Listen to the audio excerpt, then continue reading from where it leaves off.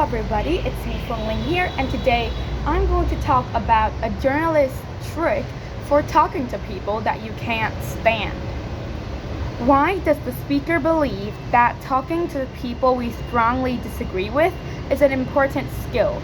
Well, um, people that we disagree with would vary in the society, and we can never actually escape from them, and we need to actually learn how to communicate with them efficiently so that we can learn something from them, we can actually understand and find out the solution to our problem while still not getting in a fight and offending them. And the speaker also believes that this skill would help people understand each other better, and they would gain a really important skill that they could use in their life. What does the speaker mean by being a clinical journalist? Well, being a clinical journalist is when you put aside your emotional reactions and you just try to learn from that person, and you try to put yourself in the other person's perspective to understand him, and you could get the solution that you were looking for while not getting into a fight with him. And it does not mean that you have to pretend that you don't have your own opinions or emotions. It just means that you want to put them aside and actually get to your point and get a result. So this approach would help you remain calm during the conversation, although you could actually feel a little bit frustrated. Why does the speaker recommend keeping our questions short? Well, because when we ask long questions, then it might seem a little bit scripted, or it might seem like an attack, and that would make people feel unsafe, and they would not trust you a lot to actually share their thoughts and to share their thoughts. So by keeping the questions short, that it would help the conversation become more natural and less robotic and confrontational. What does the speaker mean by find the narrative behind someone's belief? Find the narrative is when you discover someone's story or background, and instead of just focusing on whether their opinion is right or wrong, maybe you could actually find out what led to their opinion and why they think that way. So by understanding the story, then maybe it can make a disagreement easier to handle because you can understand their background and you could treat them in a way that is more suitable. Why does the speaker encourage people to talk about themselves?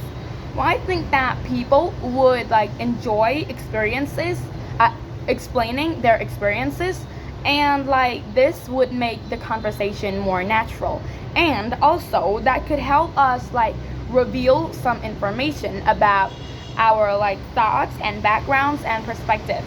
So by asking about their experiences and perspectives could also help them share more things with us, and that it could help us communicate better. What does the speaker mean when he says don't agree, just acknowledge? Well, when you acknowledge something, you understand it, and if you want, you could learn it. But you don't actually always have to agree with it, or maybe you could just listen and understand. You don't actually have to use it in your life.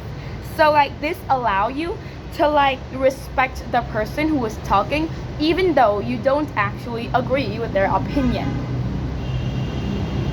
How can the speaker's 3 techniques help during an uncomfortable conversation? Well, his 3 techniques are keeping the question short. Well, this would make the conversation more natural and less confrontational. Finding the narrative. Well, this would help you communicate better, and then prevent both of you from getting into a fight or an argument. and acknowledge instead of agreeing. This could actually help you like understand more things while you don't actually agree with them. You could show your respect, but you don't actually always have to have the same opinion. And they would actually create space and strengthen your bond and make your conversation more efficient. Do you think understanding someone's point of view requires agreeing with them? Why or why not? Well, I think it doesn't, because as I just said, you could acknowledge, but you don't actually have to agree. When you acknowledge them, you just understand them. You don't try to argue with them and prove that you are the only person who is right. But you acknowledge them, you understand them, but you can just like express that you don't agree with that opinion. You don't actually have to like get into a fight or something to actually prove that you are right. After watching this talk, what is the most important lesson that you have learned about difficult conversations? I think that the most important lesson that I have learned is that listening could be more powerful than just trying to win an argument. It is like when you show your respect to somebody else, and then they understand that they are being respected, and then they can actually share their opinions and they could listen to yours. But instead, some people nowadays are just trying to prove their point to be right, and they don't actually listen to the other person. So I think that the most important strategy is like to listen, and the most important strategy is just to acknowledge, not to agree, because I think that would help a lot in conversations with the people that could actually annoy you. Well, thanks for listening, and I'll see you in the next video. Bye!